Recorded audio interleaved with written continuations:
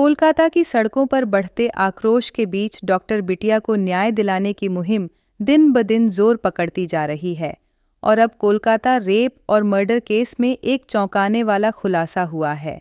जी हाँ, एक ऐसा खुलासा जिसे सुनकर आप लोगों के पैरों तले जमीन खिसक जाएगी।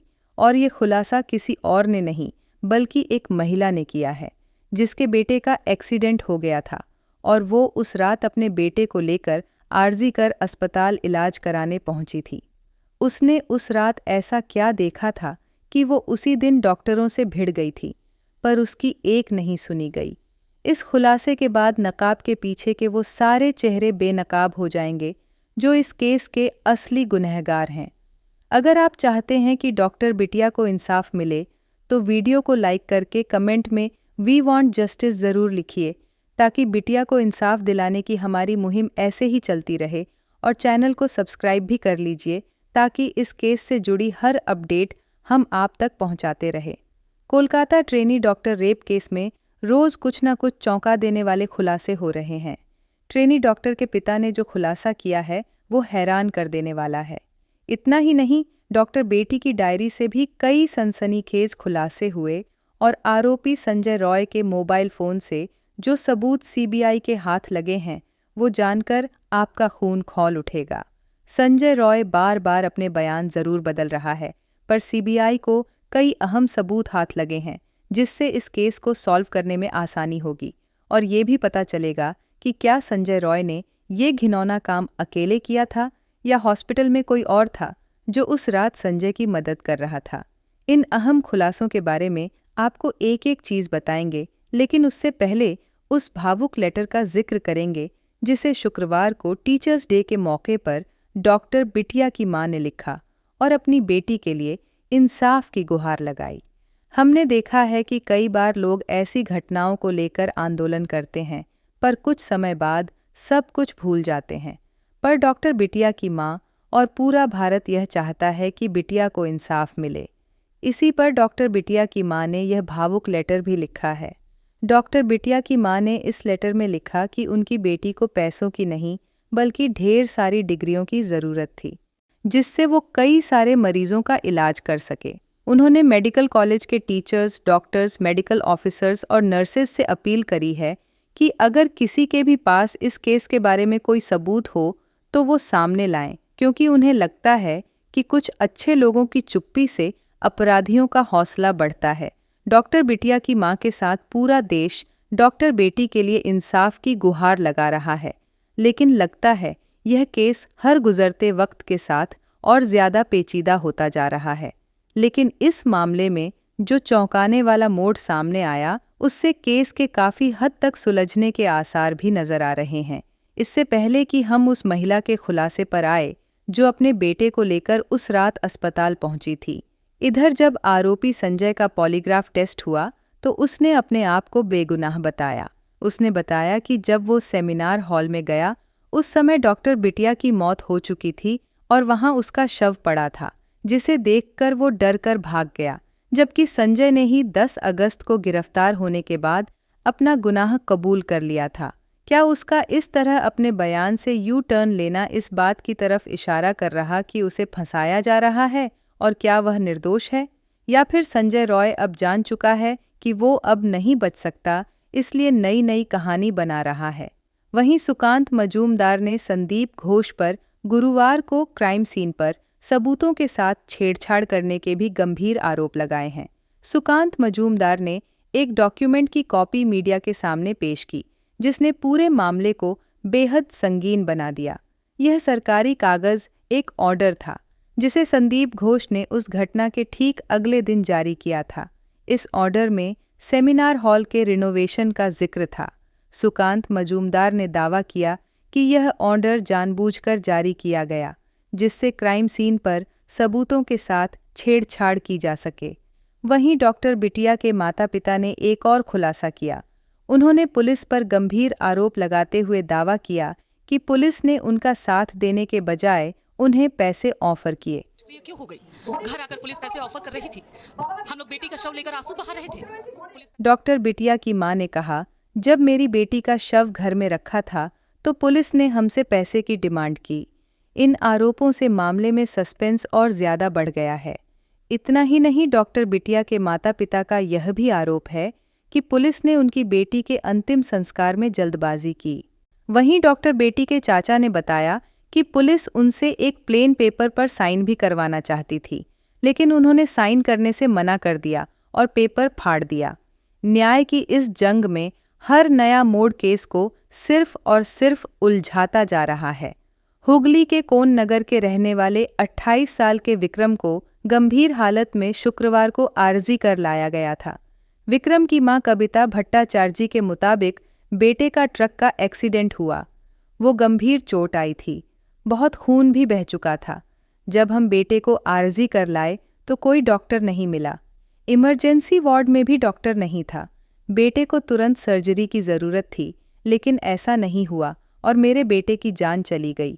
वहीं महिला के आरोप पर आरजी करके मेडिकल सुपरिंटेंडेंट और वाइस प्रिंसिपल डॉक्टर सप्तर्षि चटर्जी ने कहा कि डॉक्टरों की लापरवाही से मौत नहीं हुई।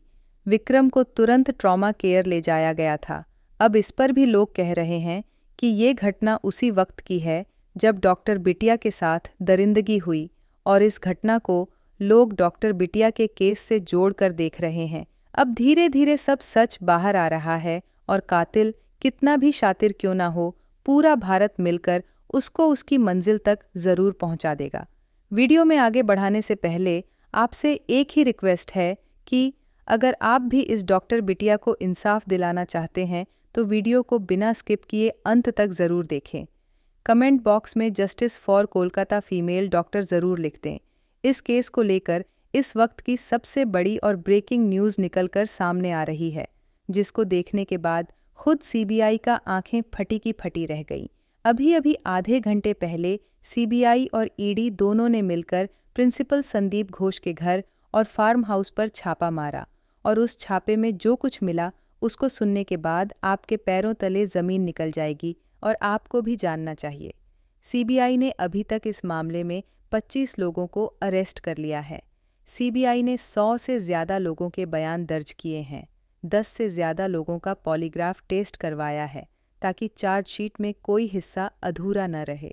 एम्स की फाइनल रिपोर्ट आते ही गुत्थी सुलझ जाएगी। सुनिए ज़रा फॉरेंसिक एक्सपर्ट श्रुति गुप्ता क्या कुछ कह रही हैं। हम सब जानते हैं कि हम सबको डाउट है कहीं ना कहीं एविडेंस से कोई छेड़छाड़ या मैनिपुलेशन तो नहीं किया गया। तो इन सब से एक चीज इंडिकेट होती है कि एक से ज्यादा लोगों का इन्वॉल्वमेंट पॉसिबल है। दरअसल ईडी और सीबीआई ने मिलकर प्रिंसिपल संदीप घोष के घर और फार्म हाउस पर जब छापा मारा तो वहां उनको एक 10 मिनट का सीसीटीवी फुटेज वीडियो मिला है। ये सीसीटीवी फुटेज वही वीडियो है जो वीडियो अभी तक सीबीआई खोज रही थी और उसे नहीं मिला था। उस दिन जब बहुत सारे लोग हॉस्पिटल में घुसकर तोड़-फोड़ कर रहे थे, तब उन्हीं में से एक व्यक्ति ने सीसीटीवी फुटेज का मेन हिस्सा काटकर वो अपने साथ ले गया था और प्रिंसिपल संदीप घोष को दे दिया था, और वही मेन हिस्सा सीबीआई लगभग 28 दिनों से खोज रही थी, लेकिन उसे नहीं मिला था। सीसीटीवी फुटेज में जो वीडियो है, जब वो आपको दिखाऊंगी तो आपके पैरों तले ज़मीन खिसक जाएगी। वीडियो में आगे बढ़ाने से पहले आपसे एक ही रिक्वेस्ट है कि अगर आप भी इस डॉक्टर बिटिया को इंसाफ दिलाना चाहते हैं तो वीडियो को बिना स्किप किए अंत तक ज़रूर देखें। कमेंट बॉक्स में we want justice, justice for Kolkata female doctor ज़रूर लिख दें। और सिर्फ यही नहीं, सीबीआई और ईडी ने जब प्रिंसिपल संदीप घोष के घर और फार्म हाउस पर छापा मारा तो उसे उस वीडियो की फुटेज के अलावा ढेरों रुपए मिले हैं जिनका खुद संदीप घोष के पास कोई हिसाब नहीं है।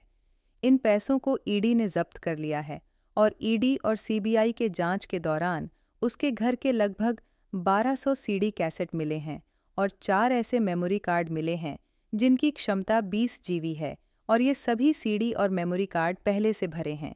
आपको बता देना चाहती हूँ कि मेमोरी कार्ड और सीडी के अंदर जो वीडियो हैं उनको देखने के बाद सीबीआई और ईडी खुद हैरान रह गई थी। संदीप घोष के घर पर छापे के दौरान ईडी और सीबीआई को लगभग 21,000 फ़ोटो मिले हैं। इन फ़ोटोज़ को एक हार्ड डिस्क में सेव करके रखा गया था, और ईडी और सीबीआई के छापे के दौरान संदीप घोष के पास से लगभग 2 किलो पहले से यूज़ किए हुए सिरिंज भी मिले हैं। अब आप लोग सोचते होंगे कि इतने सिरिंज से किया क्या जाता था। असल में 2 किलो सिरिंज का मतलब होता है लगभग 10 से 12 हजार सिरिंज। और संदीप घोष के घर जो चीज़ मिली है, इनमें से एक है कैमरा, जिसकी कीमत है कम से कम Rs 15 लाख। इस कैमरे के साथ संदीप घोष करता क्या था, यह बात सोचने वाली है, लेकिन कैमरा भी मिला है और रिकॉर्डिंग उपकरण भी वहाँ पर मिले हैं। आप सोचिए कि ये प्रिंसिपल संदीप घोष कितना ताकतवर और कितना प्रभावशाली व्यक्ति होगा, जिसको एक पद से हटते ही दूसरे पद पर भेज दिया गया, वो भी प्रमोशन करके। सरकार भी 20 बार सोच रही थी कि आखिरकार सरकार को झुकना पड़ा और इसे परमानेंट हटाना पड़ा।